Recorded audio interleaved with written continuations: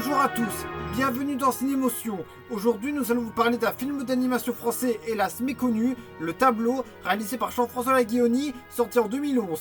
C'est parti!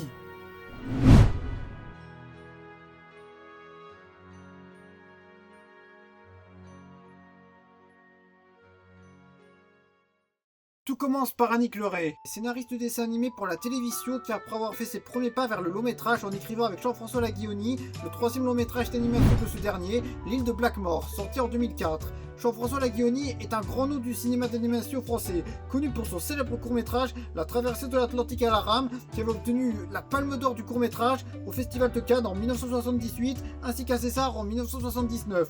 Il est également l'un des premiers réalisateurs de long métrage d'animation en France, avec entre autres Gwen, le livre de sable, sorti en 1985, Le château des singes, sorti en 1999, et L'île de Blackmore, sorti en 2004.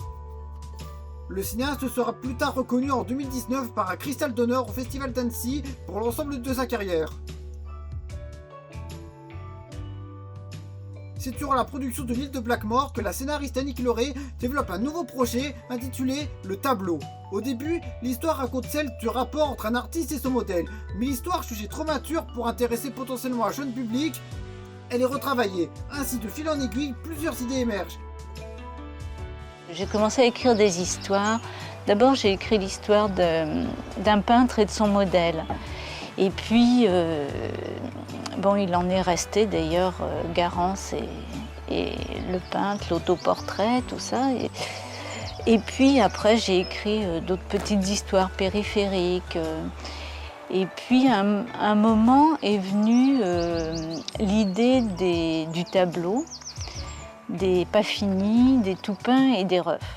Et c'est comme ça que vient l'idée d'une société hiérarchisée dans un tableau inachevé dont les personnages partent à la recherche de son auteur, influencé visiblement par Matisse pour la palette et par Gandhi pour les décors. Il s'agit du seul film que Jean-François Laguioni n'a pas écrit, mais il est fort séduit par l'histoire de Annick Leray. En effet, elle a plusieurs niveaux de lecture pour des adultes et des enfants. Ainsi, les tout peints représentent les riches, les pas finis le peuple, les refs, croquis au stade du brouillon, des sans-abri ou des migrants. On peut également l'interpréter comme une métaphore de l'enfance ou de la jeunesse, représentée par les refs et les pas finis, entre guillemets, dans une société dominée par les adultes confirmés. Bien que l'intrigue révèle du merveilleux, avec des personnages de tableaux sortant de leur cadre, Laguioni a insisté pour qu'on y croie le plus possible, d'où les prises de vue réelles pour les scènes se déroulant dans l'atelier du peintre, et la chute du personnage principal quand Lola sort de son tableau pour la première fois.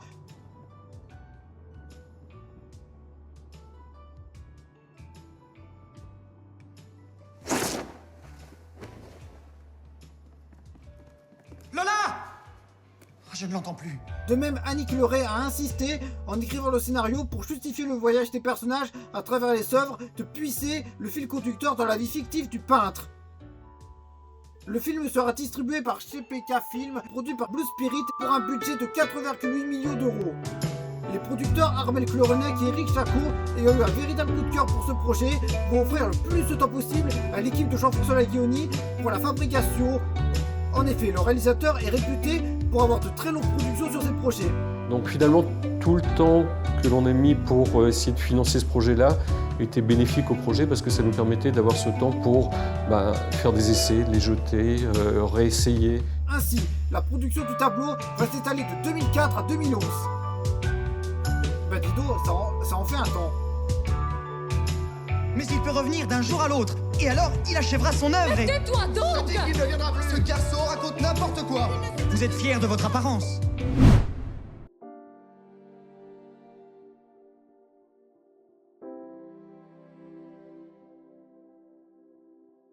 Contrairement à une pratique répandue consistant à faire appel à des comédiens connus pour prêter leur voix à des personnages de films d'animation, Laguioni a voulu faire appel à des jeunes comédiens, soit repus à l'exercice du doublage, ou soit à des jeunes comédiens en herbe. Ainsi, La Pas Fini... Et s'il était là, tout près, en train de nous écouter? Lola est interprétée par Jessica Mosso, connue pour être la voix française de Shailene Woodley dans Divergente, ou encore de Daisy Ridley dans Star Wars. Elle avait auparavant prêté sa voix au personnage de Veruca Salt dans Charlie et la chocolaterie de Tim Burton. Le personnage du Toupard, Rameau, sera interprété par Andrea Larmande, connue pour être la voix française plus tard de Asa Butterfield dans la série Netflix Sex Education. Le Ruff Plume sera interprété par le comédien Thierry Chan, Gomme sera interprété par le jeune comédien Julien Boigny, déjà connu pour être la voix française de Dudley dans Harry Potter, ou encore de George Hutcherson dans la saga Hunger Games. Il est connu pour jouer dans la série télé, ainsi soit-il. Quant à l'antagoniste, il sera quant à lui interprété par Jack Roerich, grand comédien de théâtre. Le peintre est-il revenu? L'avez-vous rencontré? Va-t-il selon vos souhaits?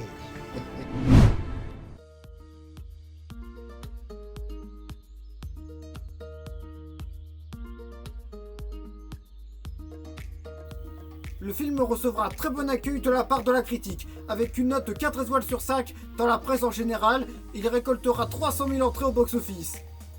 En 2009, Jean-François Laguioni avait présenté une copie du film dans sa CHU locale au Festival d'Angers à des enfants hospitalisés afin de toucher un jeune public qui malheureusement ne peut pas toujours se déplacer au cinéma. Alors pourquoi voir ce film? Tout d'abord parce que c'est un des meilleurs films d'animation français à ma connaissance, grâce à ses différents niveaux de lecture auxquels chacun y trouvera son compte. Il est riche en couleurs, avec une profondeur bien maîtrisée. Et à ma connaissance, c'est probablement le seul film d'animation français où l'on peut voir son auteur faire une apparition, mais ça on vous laisse la surprise. Il s'agit également d'un des rares films mêlant animation et prise de vue réelle, ce qui lui donne une atmosphère très singulière dans le paysage français. Le tableau pour moi est un chef-d'œuvre méconnu, à conseiller à partir de 10 ans. Oui, car l'histoire peut être sombre par moments, le graphisme différent des autres dessins animés pourrait en déstabiliser certains. C'est même l'un des 2 films préférés de son auteur. Alors le tableau, peut-être parce que celui-là, je ne l'avais pas écrit, hein. C'est l'histoire d'Annick. Voilà, merci pour avoir regardé cette émission, à très vite.